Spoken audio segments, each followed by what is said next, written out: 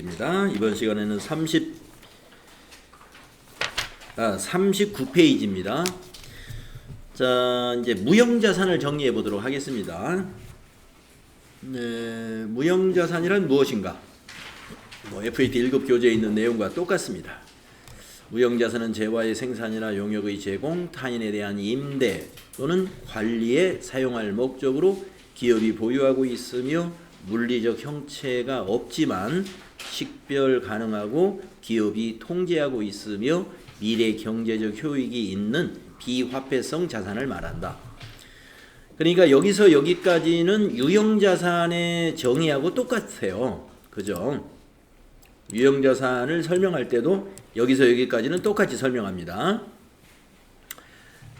그런데 이제 물리적 형체가 없다는 거. 그렇기 때문에 이 물리적 형체가 없는 그런 무형의 자산을 어떻게 자산으로 인식해야 되느냐 하는 그런 문제가 있어요. 그래서 이 추가적으로 이 무형자산의 경우에는 식별이 가능해야 된다. 그리고 기업이 통제하고 있어야 된다. 그리고 미래 경제적 효익이 있어야 된다. 이런 추가적인 고려사항이 있다는 것이 이 유형자산과의 차이점이라고 볼 수 있습니다. 그래서 무형자산에 추가적으로 고려해야 될 사항 세 가지를 우리가 기억해 두는 게 필요해요. 식별이 가능해야 된다. 통제하고 있어야 된다. 미래 경제적 효익이 기대되어야 한다라는 것입니다.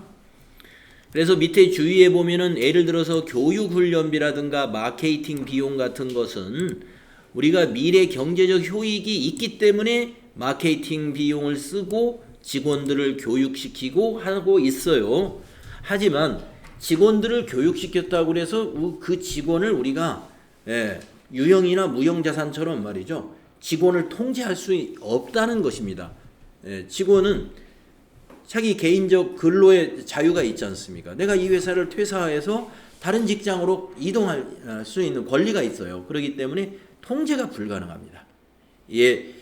기업이 통제하고 있다는 것은 사람을 만약에 통제하고 있다면 사람을 쓰고 싶을 때 쓰고 사람을 빌려주고 싶을 때 빌려줄 수도 있고 사람을 내보내고 싶으면 내보낼 수도 있어야 돼요. 근데 우리가 여러 가지 근로계약이라든가 법적 이런 문제 때문에 마음대로 사람을 할 수가 없어요. 그렇기 때문에 이게 사람한테 투자하는 이런 교육훈련비라든가 또는 마케팅 비용도 마찬가지입니다. 이런 것 등은 경제적 효익이 기대되는 투자이지만 우리가 이것을 무형자산으로 인식할 수는 없는 것이다 이겁니다. 왜냐하면 통제가 안 되는 부분이기 때문에. 그래서 무형자산은 통제 가능하고 그 다음에 식별 가능하고 미래 경제적 효익이 있어야 된다라는 얘기입니다.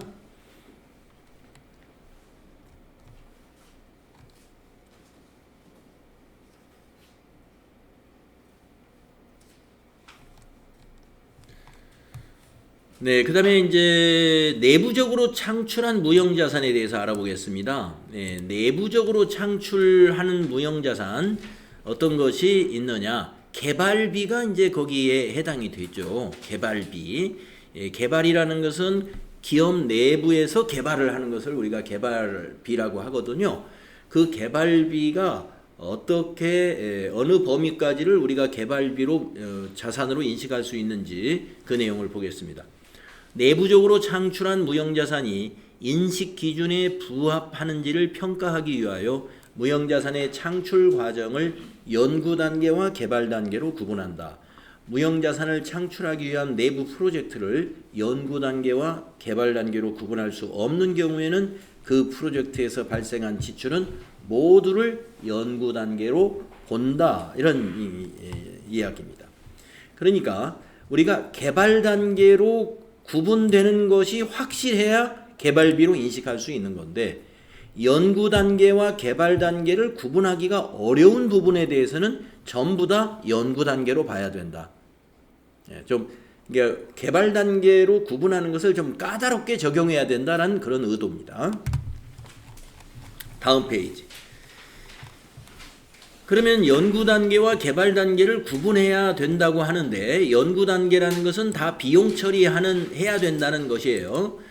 예, 그러면 연구 단계의 예만 보겠습니다. 네모 박스에 있는 연구 단계는 이 네모 박스에 있는 이런 활동은 연구 단계로 봐야 된다는 거예요. 새로운 지식을 얻고자 하는 활동, 연구 결과 또는 기타 지식을 탐색, 평가, 최종 선택 및 응용하는 활동, 재료, 장치, 제품, 공정, 시스템, 용역 등에 대한 여러 가지 대체안을 탐색하는 활동, 새롭거나 개선된 재료, 장치, 제품, 공정, 시스템, 용역 등에 대한 여러 가지 대체안을 제안, 설계, 평가 및 최종 선택하는 활동. 네, 그러니까 개발하는 그 전 단계가 모두 연구 단계라고 보시면 되겠습니다. 자, 그러면 개발 단계로 보는 활동은 뭐가 있느냐? 네모 박스에 있는 것이 개발 단계에 해당된다는 겁니다. 네모가 두 개네요. 네, 위에 있는 박스는 그냥 생략하겠습니다. 네, 밑에 개발 단계에 속하는 활동의 예, 요것만 보겠습니다. 개발 단계에 속하는 활동의 예는 뭐가 있느냐? 생산 전 또는 사용 전에 시작품과 모형을 설계, 제작하거나 시험하는 활동. 그러니까 시작품이라는 게 시제품이라고도 하죠. 본격적으로 생산하기 전에 시제품을 만든다든가 모형을 설계한다든가 이러한 활동은 우리가 개발 단계 활동에 해당이 되고요. 새로운 기술과 관련된 공구나 금형이나 주형 등을 설계하는 활동. 아까 위에서 모형을 설계한다 이런 것들이 다 금형이나 주형을 만드는 그런 활동에 해당이 됩니다. 다음에 세 번째, 상업적 생산 목적이 아닌 소규모의 시험 공장을 설계하고 건설하거나 가동하는 활동, 이런 것을 우리가 연구 단계의 활동이라고 하는 거예요. 그 다음에 새롭거나 개선된 재료, 장치, 제품, 공정, 시스템 및 용역 등에 대하여 최종적으로 선정된 안을 설계, 제작 및 시험하는 활동, 최종적으로 선정된 안을 설계, 제작하고 시험하는 활동, 이것이 개발 단계이다 하는 것이죠. 개발 단계의 예를 네 가지로 이렇게 요약을 했습니다. 그래서 지금 이 요약해 놓은 개발 단계 여기에 사용된 것만 무형자산이다 이겁니다. 여기에 사용된 것만 무형자산. 개정 과목으로는 개발비가 되겠습니다. 자, 그러면 무형자산이 개발비만 있느냐? 네, 다음 페이지에 보시면은 무형자산의 개정 과목의 종류 5개가 있습니다.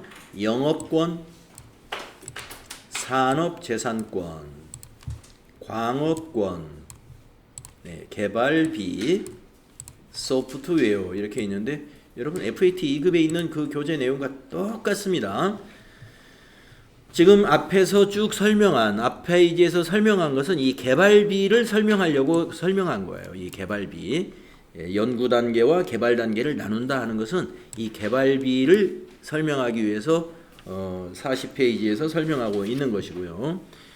그 다음에 중요한 거 하나가 이제 영업권에서 보시게 되면은 이 영업권은 내부 창출이 없다는 것이 이게 중요합니다. 산업재산권이나 개발비나 강업권이나 소프트웨어는 내부 창출이 있을 수 있어요.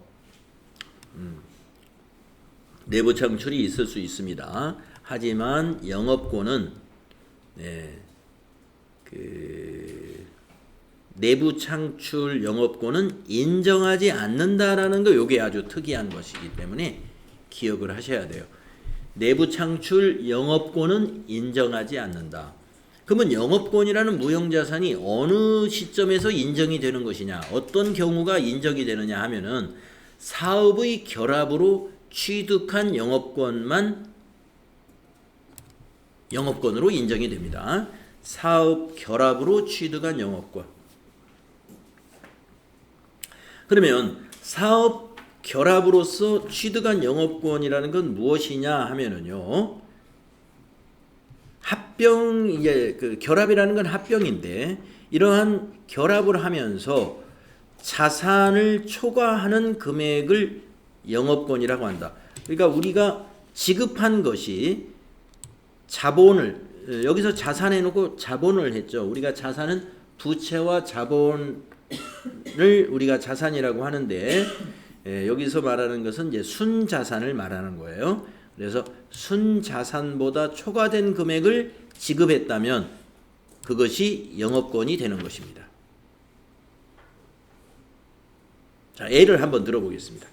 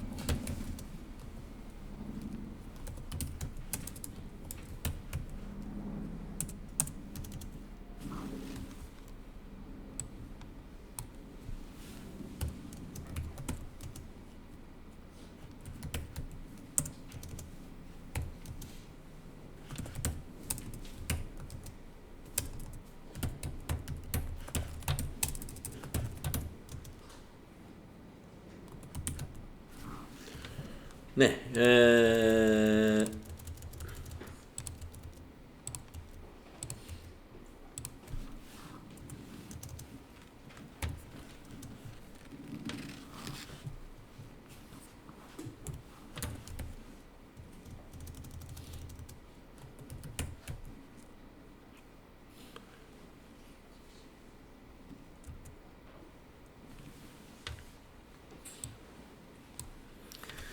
자, 이렇게 한번 보겠습니다. 우리 회사가 A사와 합병하기로 결정을 했습니다. 그래서 A사의 자산을 조사했습니다. 뭐 여러 가지 자산이 있겠지만 이렇게만 조사가 되었다고 한번 보겠습니다. 자, 조사를 했더니 건물이 지금 시가로 10억이고 그 A사의 지금 토지가 시가로 20억, 또 A사가 가지고 있는 차량 운반구가 시가로 1억, 그리고 부채가 10억이 있었어요. 그러면 이 회사의 순자산은 얼마인지 한번 따져보겠습니다. 21억이네요. 이 회사의 순자산, 즉 자본은 21억이죠.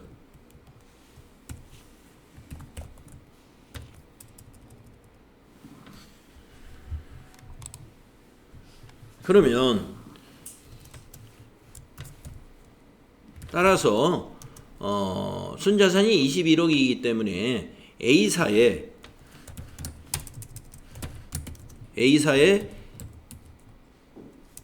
채권과 채무를 모두 인수하면 21억, 시가가 이렇게 되는 거니까요. 21억에 우리가 인수할 수 있다고 판단을 할 수가 있습니다. 이 건물의 이런 것은 다 시가, 공정가치로 판단하는 거예요. 장부금액이나 이런 게 아니고 전부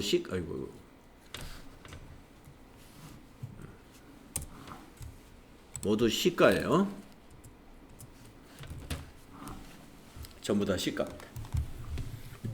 자, 21억에 인수할 수 있다 라고 이제 판단할 수 있습니다.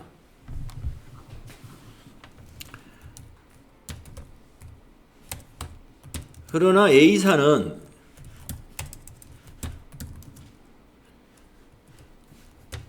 30억을 요구한다.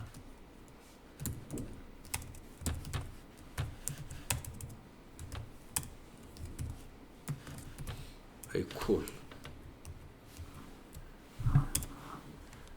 30억을 요구하였다. 그래서 우리가 인수하기로 했어요.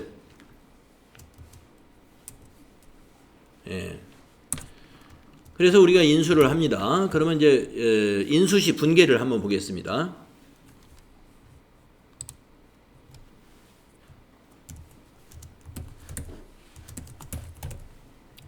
인수시 회계 처리는 어떻게 되느냐?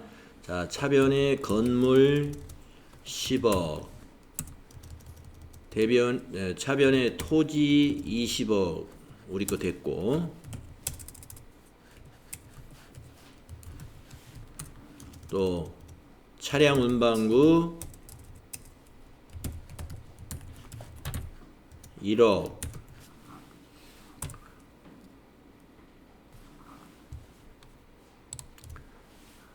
그리고 대변에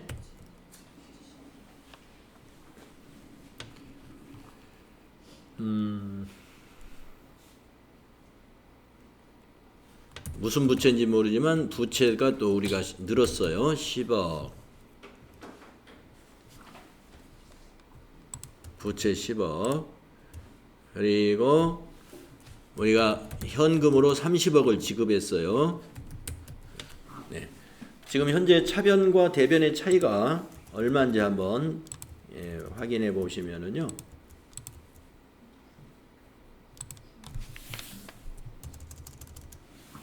대변이 얼마입니까? 40억이고 차변은 39억이죠. 31억이죠. 네, 31억. 그러니까 9억이 차이가 나죠. 그것을 우리가 영업권으로 기록한다. 이런. 네.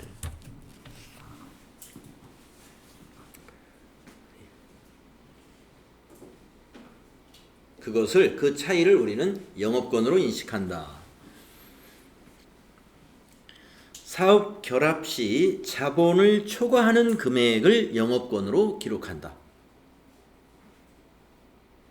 그래서 우리가 인수하는 회사의 총 자산이 31억이고 부채가 10억이니까 우리가 부채를 모두 부채까지 인수하게 되면은 21억에 인수할 수 있는 거잖아요. 21억에. 갭 투자죠, 갭 투자. 그러니까 21억에 살 수 있는 건데 30억을 요구한다 이거예요. 예, 그건 뭐예요? 우리 회사의 자산 가치만큼 우리가 그거 가지고는 내가 우리 회사를 넘겨주지 못하겠다. 그건 뭘 요구하는 겁니까? 우리 회사가 가지고 있는 다른 가치가 있다는 거죠. 이 A사는 이거 말고 이렇게 보이는 이런 자산의 가치 말고 다른 어떤 무형의 자산이 있다. 네. 그것을 더 요구하는 거예요. 우리가 이제 개인들도 이제 장사를 하다가 다른 사람한테 넘길 때 만약에 무슨 가게를 넘긴다 그러면은 이 가게 보증금이 얼마인지 그 다음에 그 가게에 지금 상품도 다 인수해야 되잖아요. 상품 뭐 다 따져보겠죠. 돈으로 환산해서 얼마인지. 다 따져보니까 뭐 빚을 인수 안 하기로 했으면 이제 빚은 뭐 책임 안 지고 자산 다 계산기 두들겨 보면 돈이 나올 거란 말이에요. 그랬더니 만약에 1억 5천이 딱 나왔어요. 1억 5천에 파시면 되겠네 했더니 그 상대방 매도하는 사람이 1억 5천에는 안 팔아요. 그런다고. 아니 계산기 이거 명세 딱 보여주고 1억 5천밖에 안 되는데 그래도 2억은 줘야지. 5천만 원은 뭐예요? 영업권을 요구하는 거예요. 영업권. 우리는 여기 지금 자리가 잡혔으니까 새로 인수하는 분은 와서 이미 광고 다 돼 있고 하니까 그냥 장사만 하면 되잖아요. 그러니까 그런 것을 우리가 영업권이라고 하는 거예요. 더 지불하는 거. 자, 그래서 영업권은 내부 창출 영업권은 기록할 수 없습니다. 내부적으로 그냥 창출했다 해가지고 올해 결산할 때 우리 영업권을 한 20억을 더 자산으로 인식해보자, 이러한 회계 처리는 없다 하는 겁니다. 인수시에, 합병 시에만 이러한 회계 처리가 있을 수 있다, 그런 말씀이 되겠습니다. 자, 무형자산의 상각 방법, 우리 FAT 1급 할 때 내용 그대로입니다. 상각 기간은 우리가 무형자산은 어떤 법에서 정하는 경우를 제외하고는 20년을 초과할 수 없다라는 기준이 있습니다. 다만 관계 법령에서 정해진 것이 있으면 그 법령에 따르면 되는데, 법에서 정해진 것이 없다면 20년을 초과할 수 없다. 그 다음에 무형자산의 상각 시점은 사용 가능한 때부터 시작합니다. 무형자산의 경우는 사용 가능한 때부터. 그러면 유형자산은 그러면 사용 가능한 때부터가 아니겠느냐? 유형자산도 물론 사용 가능한 때부터입니다만은 원칙적으로 유형자산은 취득한 시점부터 상각 시작이 되는 거예요. 취득한 시점부터. 무형자산은 사용 가능한 때부터다. 그 다음에 상각의 방법은 무형자산도 유형자산과 똑같은 상각 방법을 사용합니다. 다만 합리적인 상각 방법을 정할 수 없을 때는 정액법을 사용한다. 요거 기억하시면 되겠습니다. 무형자산의 잔존 가치는 원칙적으로 없는 것으로 합니다. 없는 것이 원칙이에요. 무형자산의 잔존 가치는 원칙적으로 없는 것이다. 요거 기억하고 있으면 되겠습니다. 자, 무형자산의 회계 처리는 직접 상각을 합니다. 42페이지입니다. 그래서 보시다시피 분계가 이렇게 되죠.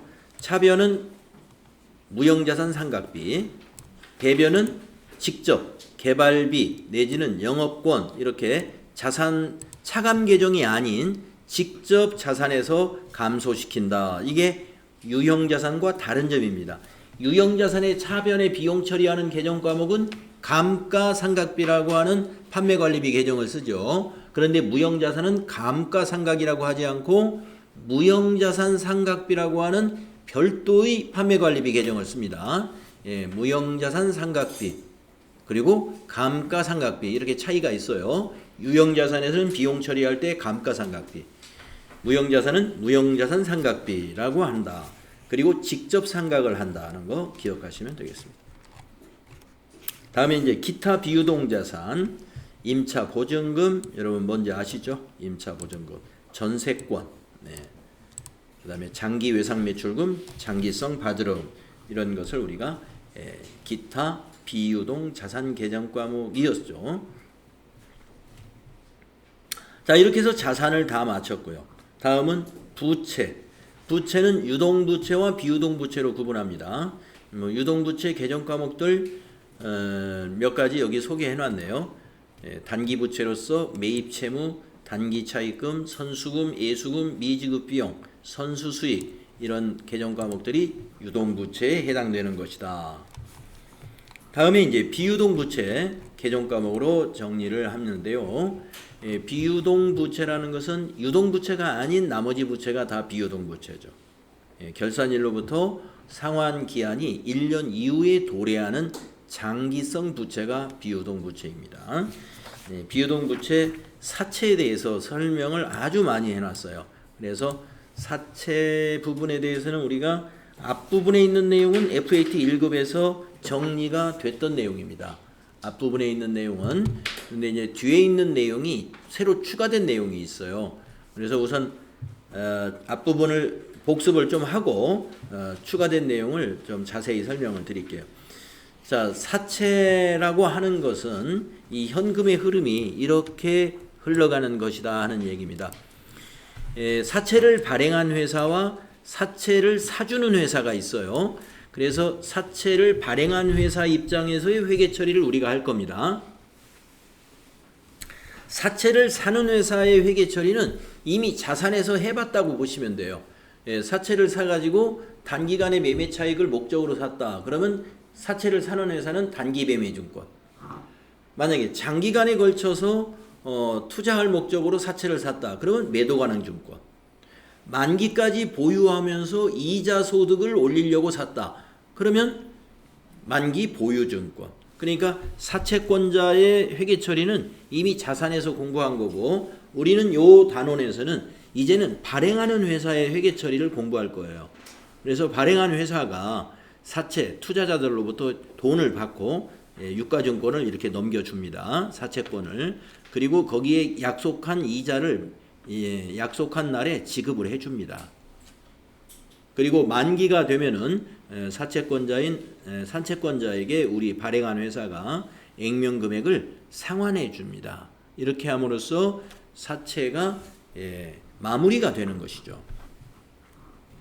그래서 사채의 발행에서부터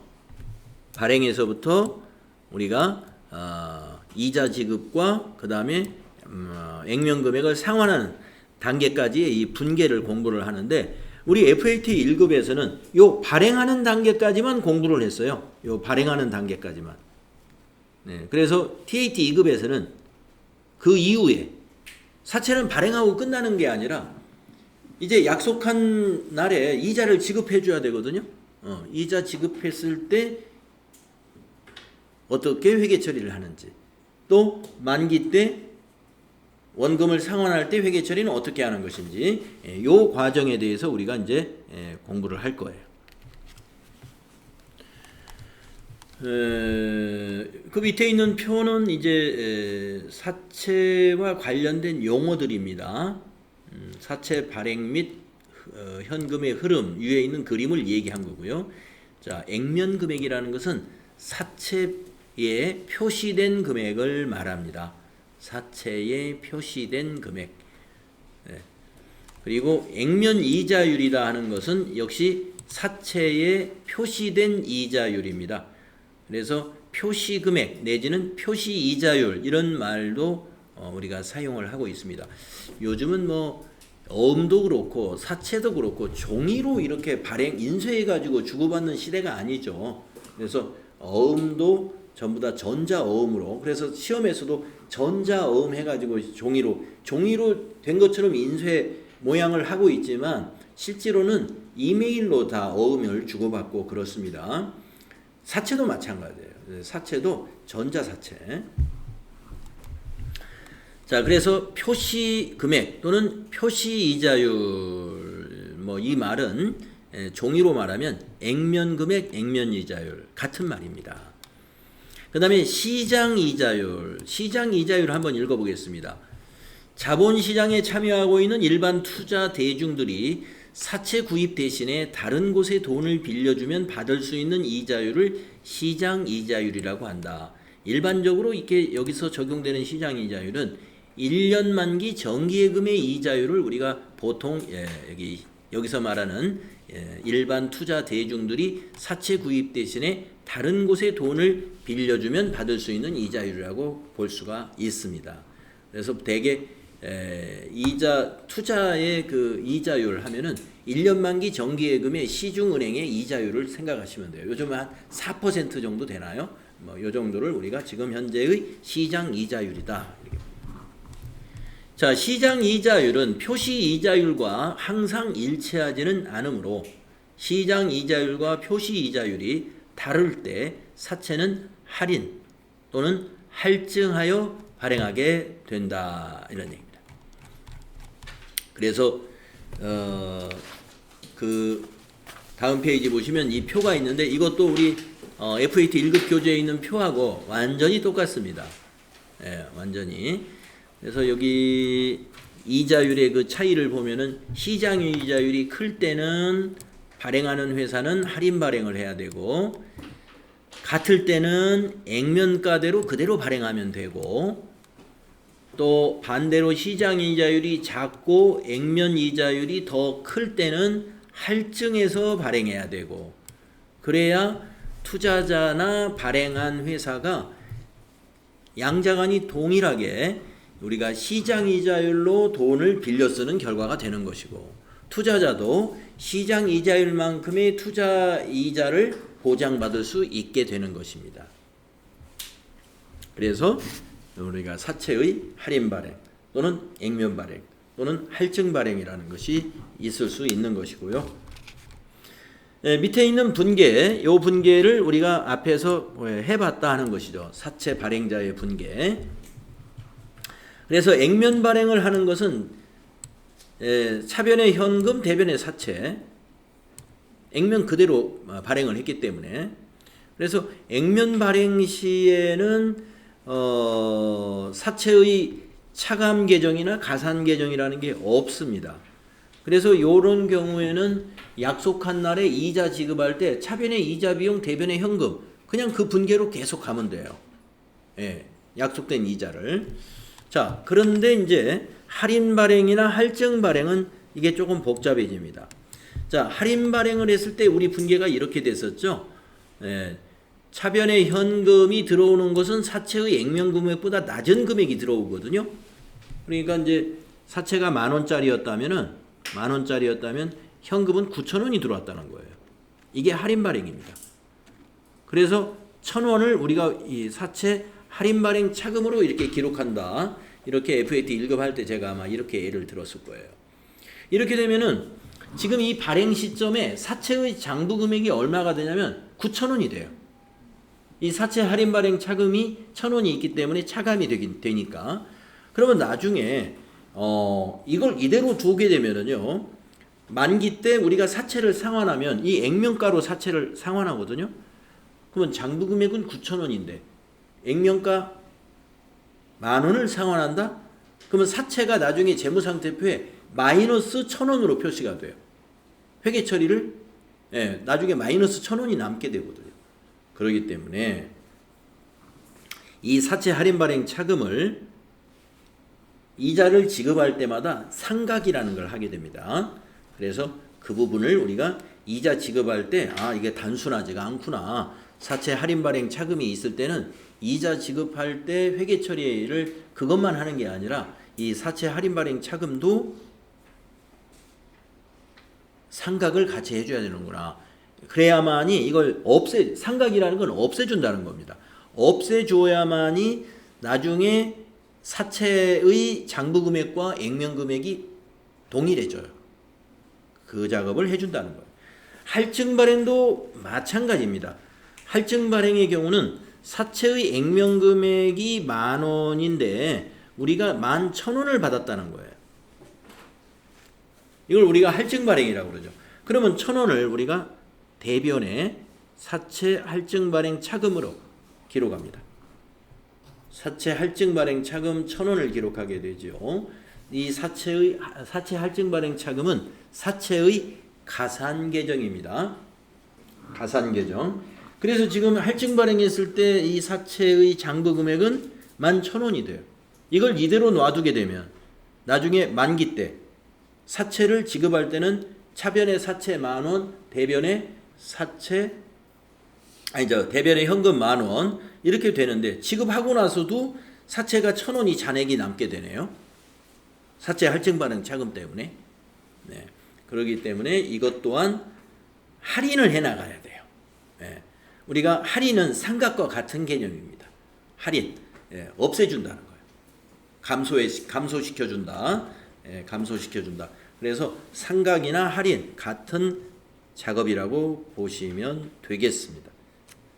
그래서 이자 지급할 때 사채 할인 발행 차금의 상각이나 또는 사채 할증 발행 차금의 할인을 해주는 분계를 같이 하기 때문에 좀 복잡해 보이는 것이고요. 그 원리만 아시면 되겠습니다. 원리를 이해하셔야 되겠어요.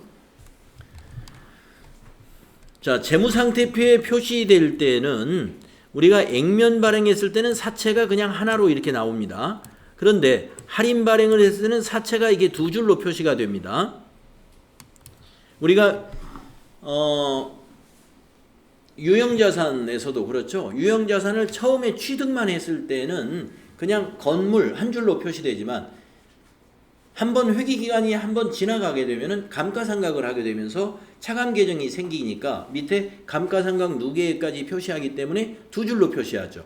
그러면서 장부금액이 그 옆에 있는 요 칸에 장부금액을 쓰잖아요.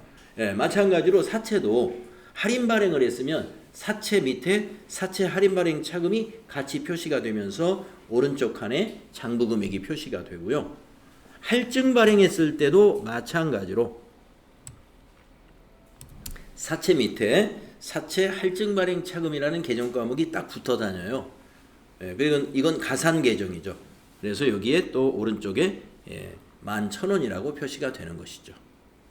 그래서 할인 발행 차금은 차감 계정이기 때문에 저 괄호의 의미는 마이너스 시킨다는 의미예요. 빼준다. 그래서 이제 이 왼쪽에 있는 여기 왼쪽에 있는 요게 지금 사채 발행자의 장부이고 오른쪽에 있는 요거는 사채를 매입한 투자자의 장부에는 이것이 만기 보유 증권이 되거나 매도 가능 증권 되거나 아니면 단기 매매 증권이 될 수도 있어요. 그런 얘기입니다. 그래서 오른쪽에 있는 것은 매입자, 즉 우리가 자산 쪽에서 공부한 부분이고 지금 여기 부채에서는 왼쪽에 있는 사채 계정에 대한 공부니까 사채를 발행한 회사 입장에서의 회계 처리를 공부할 것인데 여기까지는 이제 우리가 FAT 1급에 있는 교재에 다루었던 내용이고요. 이제 여기 사채 할인이나 사채 할증한 거에 대한 상각 또는 환입 이런 거에 대해서 좀 이해를 하고 회계 처리 방법에 대해서 알아보도록 하겠습니다. 자, 그러면 좀 쉬었다가요. 다음 시간에 45쪽부터 설명드리겠습니다.